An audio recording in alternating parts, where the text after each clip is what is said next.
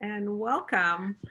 Today we have Dr. Lee Hildebrand, who is kind enough to help us out to alleviate stress for our clients and us ourselves, the realtors here. We have a team of alliance here. And Dr. Lee, thank you so much for coming here. Please, Absolutely. Well, please Alexis, tell us. I want to thank you for having me here today. And you have an outstanding group that works with you. You probably all know this, but Alexis Ruzel is an outstanding realtor in the market. And I've seen her do tremendous work in my experiences, including work with my wife's law firm on a number of situations, and really respect your knowledge and the knowledge of your team as well. So thanks for having me. I am Dr. Lee Hildebrand. I'm the director of Lakeshore Psychology Services in Mequon, Wisconsin. And we offer a whole array of mental health services. We have a psychiatrist as well as a number of other clinicians that I have on staff to service the whole age range in terms of situations that we work with. And I'm also a life coach, and I coach people all over the nation. And as part of that, I had up to 10 to 12 years in which I ran a real estate investment business in Milwaukee, which included the purchase restoration of 100 buildings with several partners. And that also included building new homes, new home construction, and walking through numerous real estate deals on both commercial and residential real estate over the years, as well as community activism in terms of improving communities in Milwaukee. So in terms of my consultation that I do around the country, that includes a consultation related to business and approaches. We had multiple employees and a business from the bottom up through that experience, which is, it's a rare thing for somebody that is a psychologist. So using those multiple gifts, I'm really looking forward today to talking about something that's very near and dear to my heart.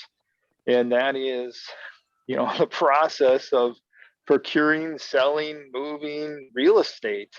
I'm always watching the market myself and have interest. I still have an investment that I did recently in a rehab up in Door County, and my ear is always to the ground in terms of real estate. So thanks for having me today. I'm looking forward to talking about these issues. Well, Dr. Lee, I think I'm going to be the first one up here. As you know, and as we are seeing in the press, there is truly a shortage of housing. And it could be it's all price points, all styles of homes. And homes are getting many homes are getting 20, 30, 40 offers.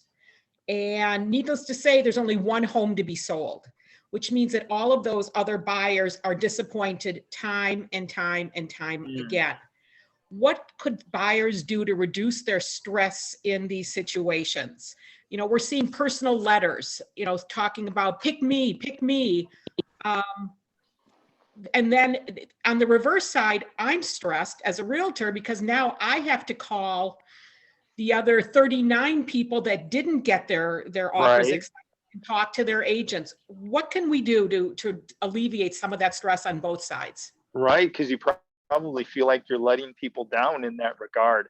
This is unprecedented. I've worked in real estate, as I referred to earlier, starting in the late 90s, early 2000. And of course, there was a boom that progressed up until 2007. And I also walked through the crash that occurred there. And I don't think the fury was even as much as it is now, at least in terms of the lack of availability of housing as it relates to demand.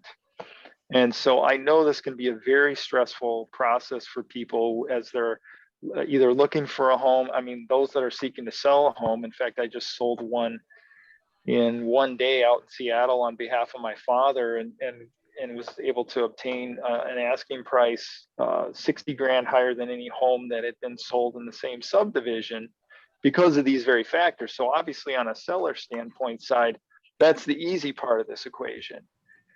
For those that are seeking homes, this can be a terrific challenge. And I guess I would just encourage people to be patient with the process.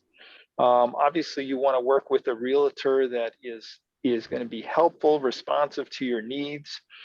But in terms of the approach, the way I would look at it, and I talk about this analogy with job searches as well, is just think about if you have a need in terms of finding a home, is to imagine yourself walking on a beach and you see many rocks that are, let's say, about a foot wide and they're about this thick and they're all laid flat upon the beach.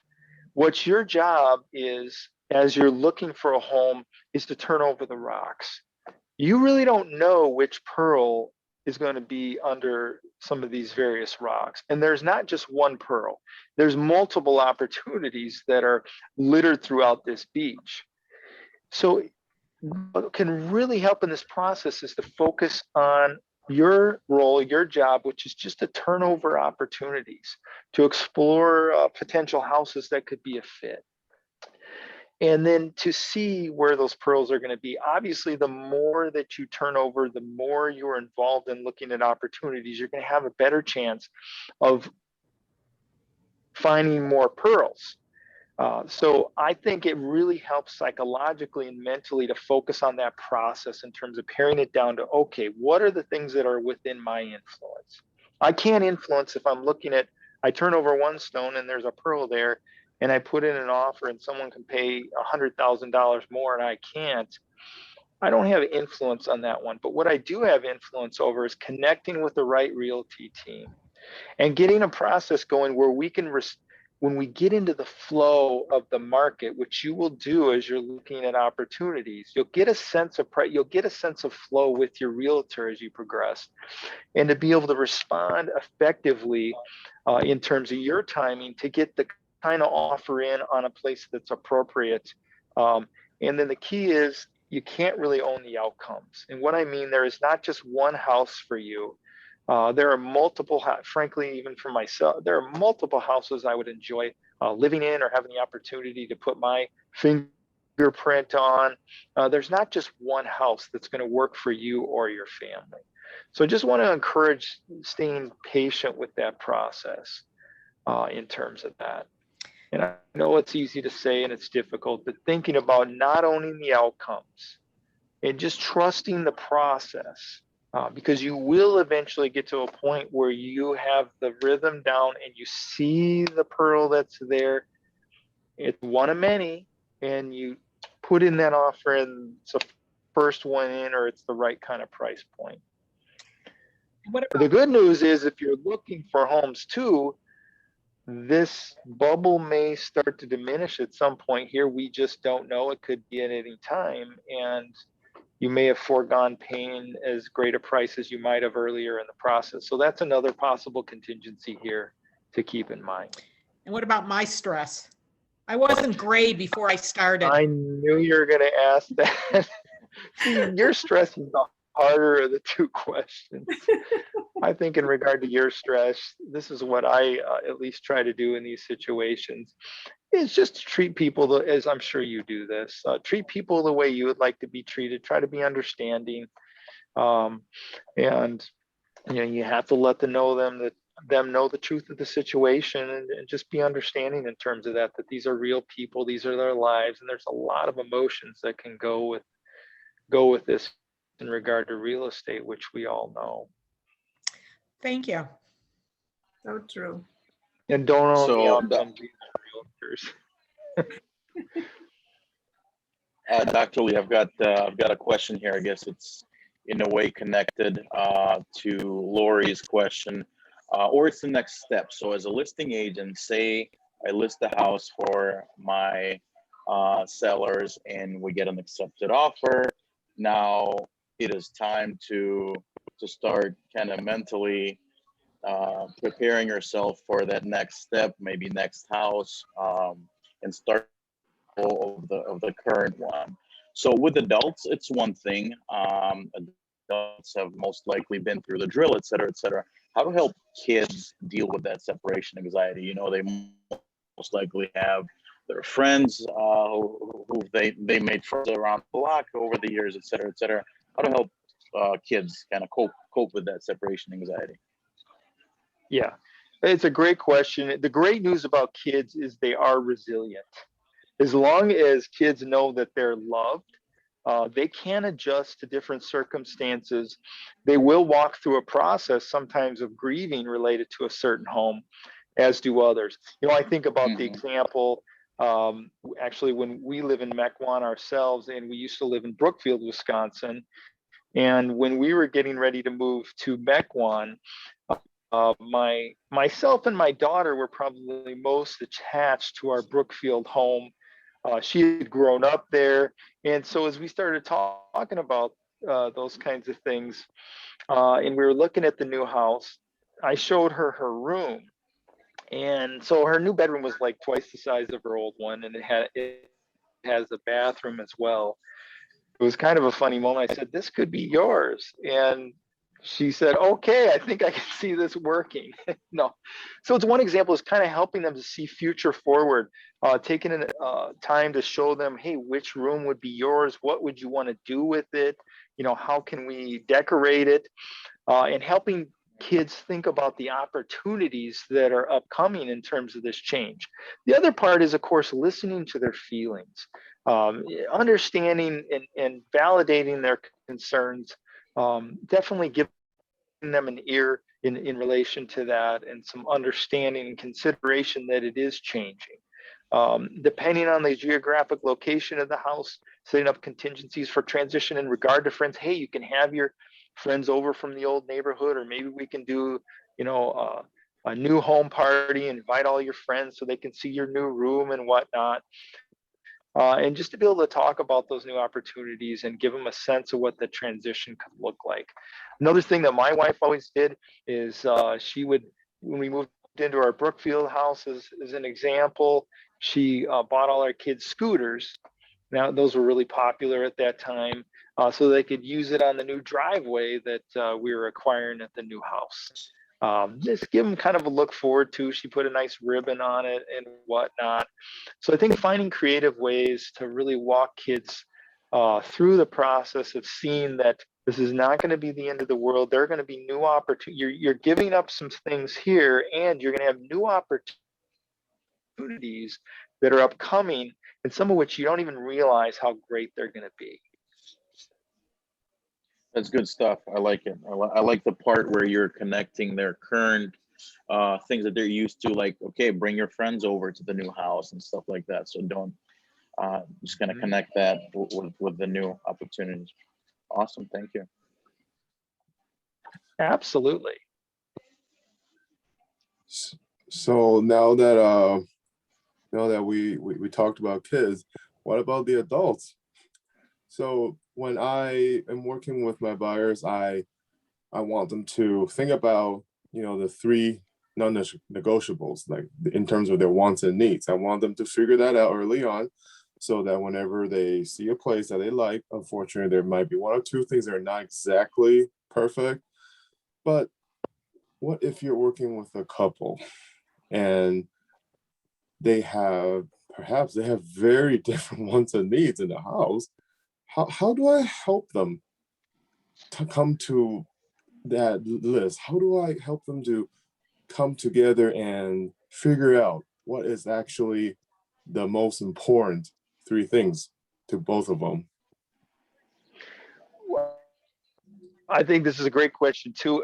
We all know, hey, in regard to housing, homes are not just a structure in our lives. Even in our culture, they're presented as they're symbolic.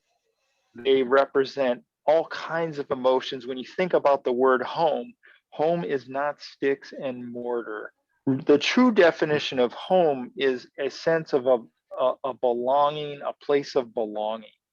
And there's so much more that goes into a home, and we associate those things with certain things in terms of what we experienced as kids, things we've idealized. We've all heard the phrases, the white picket fence, there's certain neighborhoods or communities that are associated where this is a great place to have a home.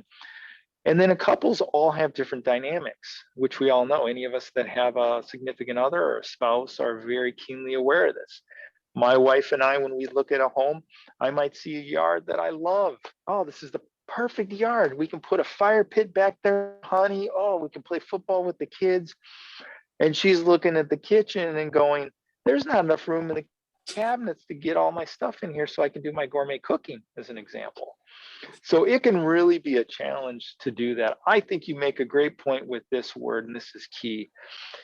Help them in thinking about what is non-negotiable.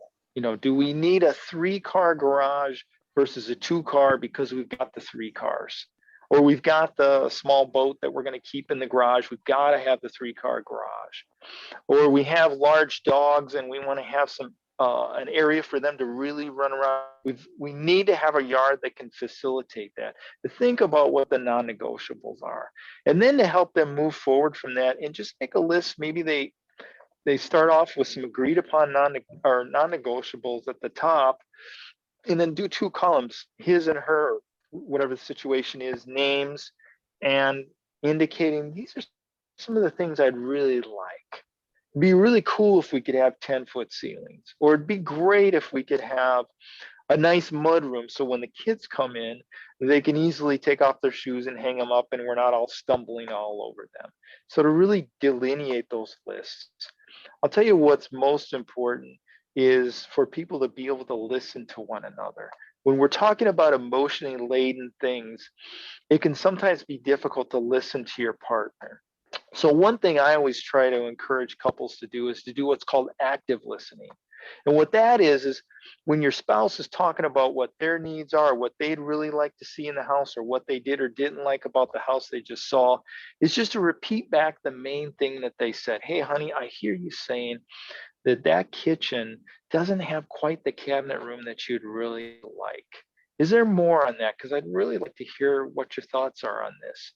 If you notice the way I just did that, it lets her know that I'm hearing what she's saying, that what she's saying is important, and that I want to hear more about her perspective. So I think the active listening can really help in that process as well. And then I think another factor is to recognize, as I alluded to earlier, that there are many houses. There is not just one house here that's quote unquote going to be our perfect house. I think that kind of thinking gets couples in trouble because they get fearful that if we don't hit upon that exact right house, we're going to miss it. And there is one exact right house. And there's a range of houses that could be nice and comfortable that they could really create a nice home environment in. Great question. I appreciate that. Thank you. And I have one more aspect of this question to ask you. What if they are now involving their parents and siblings in making this list? Like, I often feel like everyone, has their own valid point, their own point of view. That's very important, what's right for them, right? But I feel like sometimes that might deviate a little bit from what the spouse, the couple involved that had agreed on it before. So how do I help them figure out what is their list versus what are people's just general suggestions? Well, that's an excellent question, and I know this differs in different cultures to the extent that an extended family would participate in a choice related to an immediate family's home, and those factors are definitely important as well. And I think it's hard enough sometimes for a couple to come to a similar page, or at least be in the same chapter on this kind of thing with a home choice. Obviously, it does complicate it if you have mom or mother-in-law saying that you have to have this or you need to have that. Or I remember I bought a house in Door County a number of years back, and we were talking about doing some rehab and some adjustments to it. And my mother-in-law was there, great lady, love her to death, but this was hilarious. We were talking about a bedroom, and she goes, you'd be stupid not to build off of this and add a whole nother bedroom on over here. And I just started laughing right when she said it, because it was just, representative of those kinds of pressures.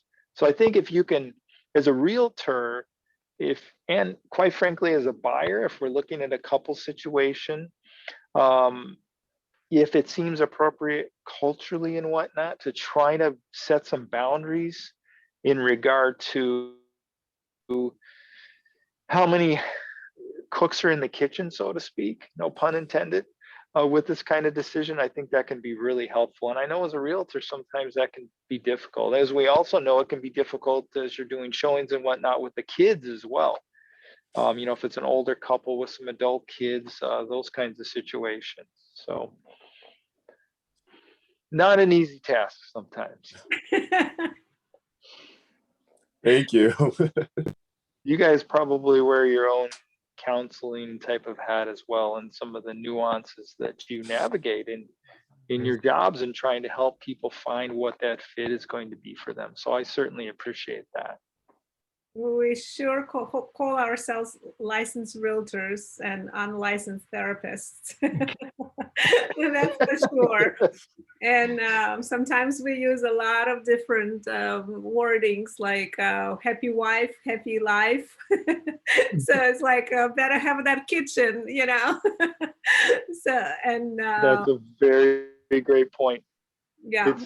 There are compromises that definitely need to be made, and you know, I know you're generalizing a little bit, but you know, I think I probably shouldn't say this, but I think sometimes husbands kind of have to choose, you know, what's most important, because traditionally, and I know there's different cultures in regard to this, traditionally women sometimes have a greater sense of what nesting is in regard to the home and that emotional connection and component a little bit more often than men. So that's a great point as well. Again, that's a generalization, so don't quote that as an absolute, because I'll deny that I said it that way.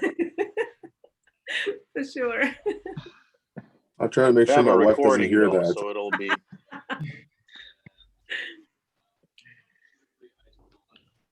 Any questions? Are there other questions that you have that I could be helpful with in thinking about Yes, these? of course. Of course. So now we're actually getting to the part where it's actually the process of actually moving.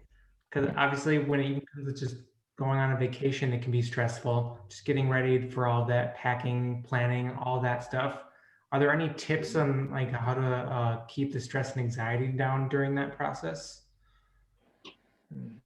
In terms of the moving process? Yeah, for the moving, yeah. Absolutely. So yeah, so you're saying a situation where you have an accepted offer on a house, you're taking steps forward, you're preparing for this monumental task, which is moving, which frankly is rated in the top 5 most stressful things in American life, is moving from one household to another. It certainly stretches us emotionally. There's a connection, and people have a different level of this with space, our comfort zone, with things around us, in terms of our home. And when you start to dismantle that, it can be extremely stressful. Who here, raise your hand, who's been in the midst of a move and you need something and you start getting boxes going and whatnot, and you cannot find it anywhere? Or on the other end, you move somewhere and you're like, where are my headphones? I love those headphones. You're looking through boxes, you think you've unloaded all the boxes, and you find them 5 months later in a couch cushion or something of that nature. So a few things I would say. Number one is to really approach this process from a standpoint of steady plotting. There are multiple steps, as we all know, involved in this process, both with the closing itself, some of which can be very stressful, including the inspection, including findings or negotiations related to the inspection. It's crucial to keep our wits about us when you're at that point, to approach it as a business decision. Don't find yourself in a situation where you're getting hooked in emotionally, even if the other party is doing that. That can definitely happen, and it will blur your ability to make the right business decision as you're moving forward with the transaction. So as you're approaching with steady plotting, I like the phrase too, I don't want to waste my energy on things that are outside of my influence or things that are so far ahead that I can't do anything about them now. So take action steps to quell the anxiety, take action steps on things you can do in the present. So let's say you're the one, you're moving from one house to another and you're starting to, you've got the transaction process going. Maybe you want to have one of the two of you, if it's a partnership, handling the transaction piece with the realtor in general. And of course, you're checking in with them. And then the other one's coordinating the moving company and some of the logistics. Breaking down these roles and tasks can be very helpful as well. The other part of it relates to the connection with things, and I found this to be helpful, and that is to literally just disassociate from your space, disassociate from the fact that your headboard's leaning up against the wall and you're sleeping on the mattress for a week because you're preparing for the movers, and just really disassociating from those things and just trying to take it a day at a time and not giving too much care to that, realizing that you're going to get to a point soon where you can get settled again. And then break things down into tangible steps. What do we need to do this week? Let's make a list. Let's take those steps. And trying the best you can in your negotiations to give yourself ample time for a smooth transition. Obviously the most ideal situation is to close on the house that you own on said day and have a doorway open on the new house to start moving things in the next day. That's not always necessarily going to happen, but that can be ideal. The other scenario is if you have, let's say you want to refinish the floors. This is a big one. If there's a way you can create a week span of time in terms of your finances and the transactions, to have your floor guys get in there and let's at least get those floors done, because that's hard to do after the fact. Garages are great for moving things in temporarily if you've got a room or two that you've got to finish. The other thing about this that's important is have fun with the process. If you have kids or, as a family, just try to find ways to interlace fun. And then the other thing is do those things to the best of your ability that you normally do to take care of yourself. If you're the person that I love being at the gym every day, see if you can at least get to the gym every other day as you're walking through this process with some of these increased responsibility. Take a walk, take a break from the packing and go take a walk. Pop on, let's get 7 boxes done and let's watch our favorite next Netflix show. Break it down, try to have fun, be patient with the process, keep your wits about you. You will get through the process. One other quick pragmatic thing, and my wife and I do this all the time in our moves, and in addition to our real estate endeavors, we've bought 7 homes and rehabbed them over the course of our marriage. So we know this drill well. We would label boxes, literally walk through the new house that we're going into and label boxes and furniture according to the exact room it would go. So when the movers would take it in, it would be set just about in the location. We'd even have a little map where it would go, so that we cut out probably 35-40% of the effort, of the initial effort, in just getting things in relatively good places. So I hope these things are helpful. I know it's a stressful process. Be patient with one another, be patient with yourselves, and you will get through to the other side. My partner should hear that, because it was really stressful when we moved, because he was very ordered. I didn't like it, but He was very orderly, you said? yeah, he would stress out about it a lot. You got it. And in a partnership, people have a different level of stress in regard to these things.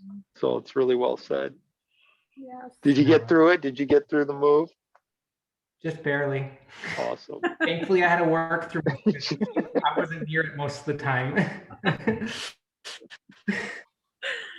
Yes. Well, and I loved your point on keeping your life and like your importance, also non-negotiables in your daily life, keeping them intact.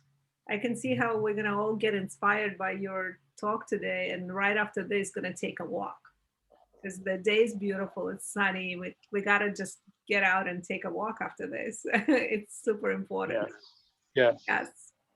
So What some people do, Alexis, is they hold their breath.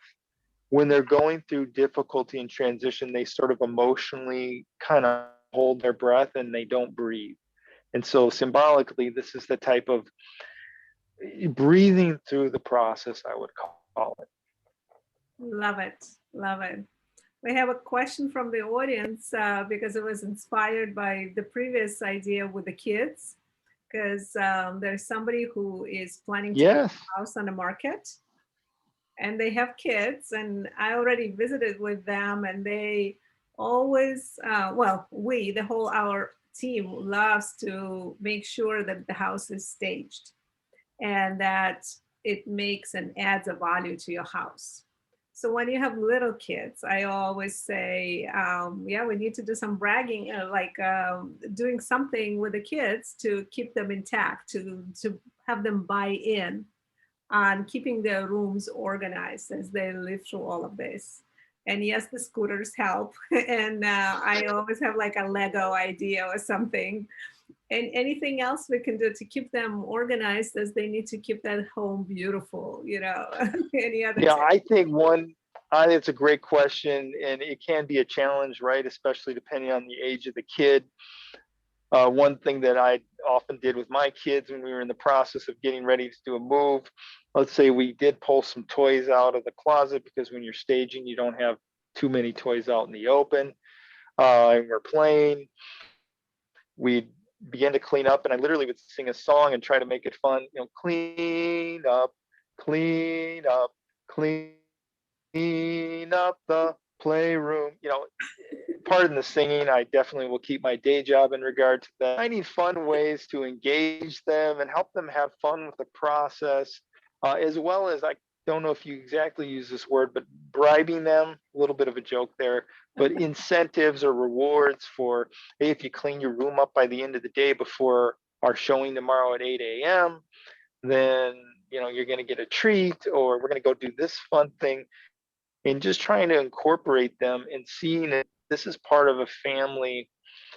You're part of the family and us doing this together. And this goes back to some of the other questions too, in regard to kids and family. The more that you can help them feel like they're part of the process, as, hey, this is something together. You're part of this important family unit, and we're walking together toward this new opportunity, the more the kids are going to have some buy-in and can have some enthusiasm about what's happening. Thank you. Because incentivizing them will pay off in this market. You will get an accepted offer at above asking price. So hey, why not? Why not incentivize your kids? That was a joke. Definitely a payoff. Absolutely.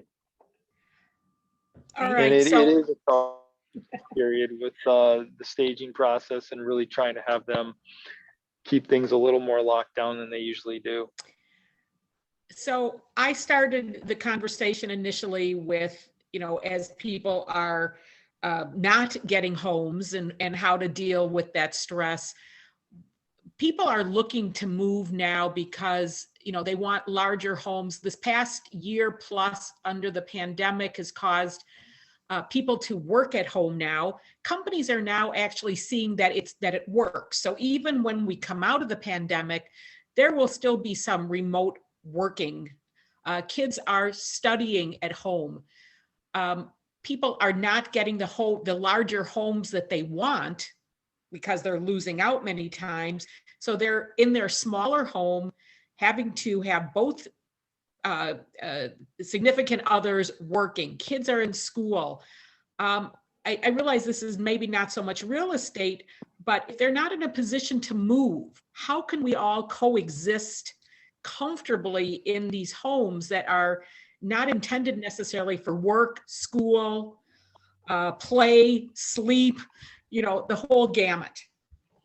That's a great point coming out of COVID. And as I said, I do life coach people all over the country, and I do work with executives at really sizable companies.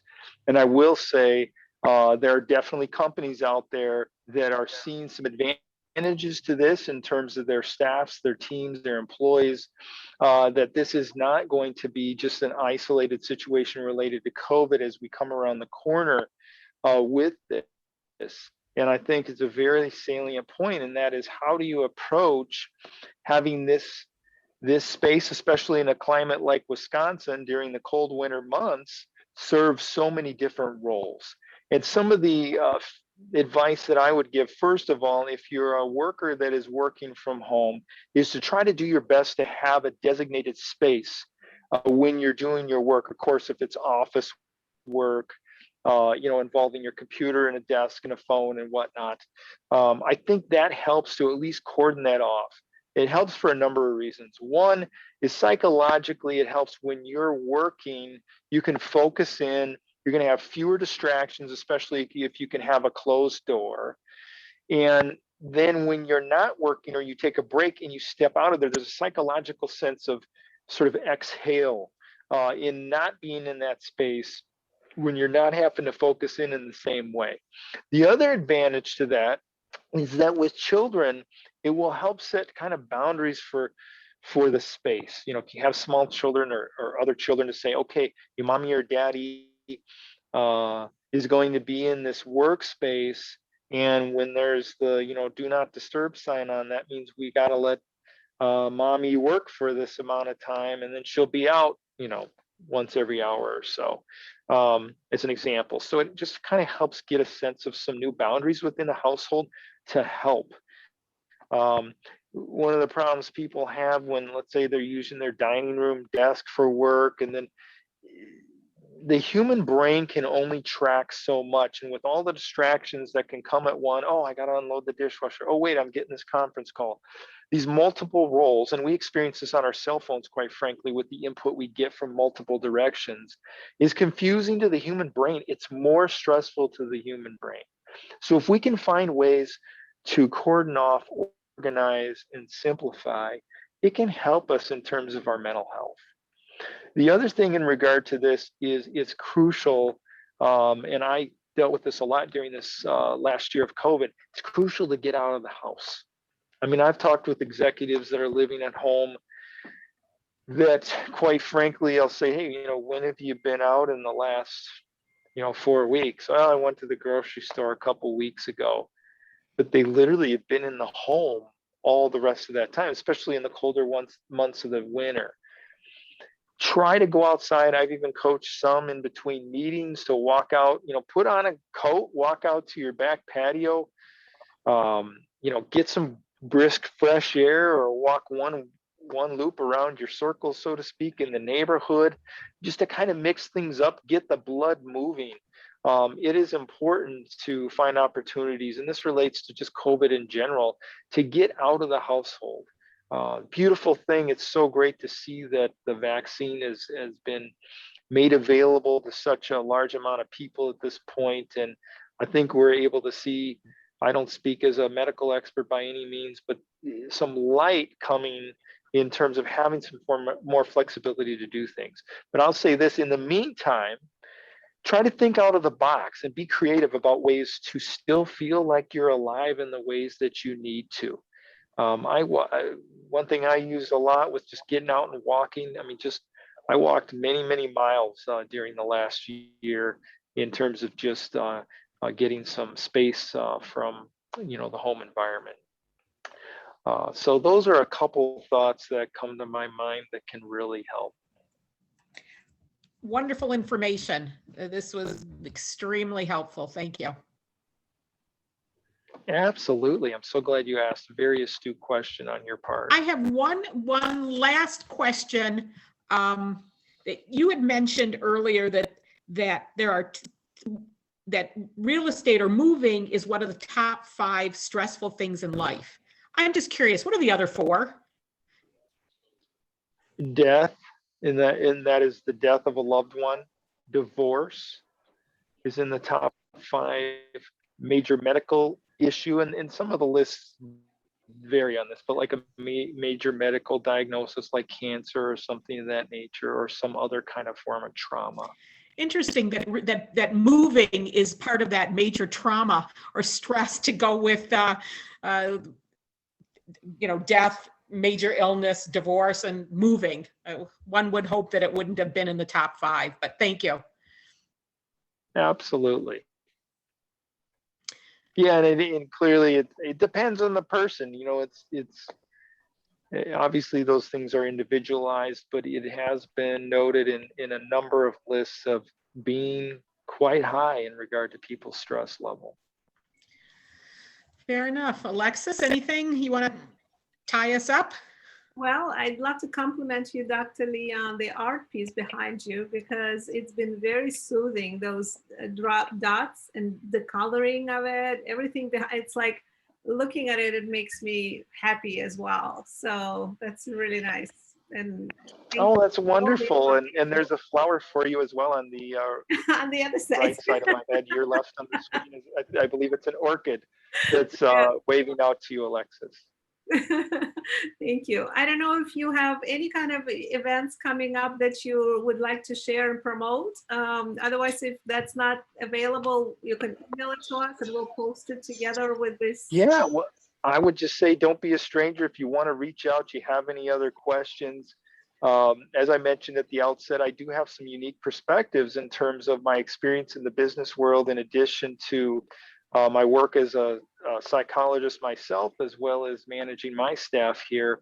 And we're definitely here to serve the needs of people in the community. I do a lot of speaking engagements as well, and some of them are professional in terms of, like, I did a self-care symposium with a big law firm in Milwaukee a few weeks ago. At a local community center, I did some talks in terms of how you find hope amidst the pandemic. So I'll be continuing to do those things. If you want to find out more about the services that we have, what's going on, just look at lakeshorepsychologyservices.com, and we'd be glad to help in any way. Or if it's just a comment about today's talk, or a question regarding another angle of that, feel free to reach out. I'm glad. I love to add value back into the community, just as I know that's the case with Alexis, who does much of that herself, and I'm sure her team as well. Yeah, so we appreciate what you do as well. Thank you for your hard work in helping people during this time to accomplish their needs in regard to their housing, and because it's a very important part of life and an important need. Yes, when COVID started and we learned that we were essential, I was like, we're not doctors.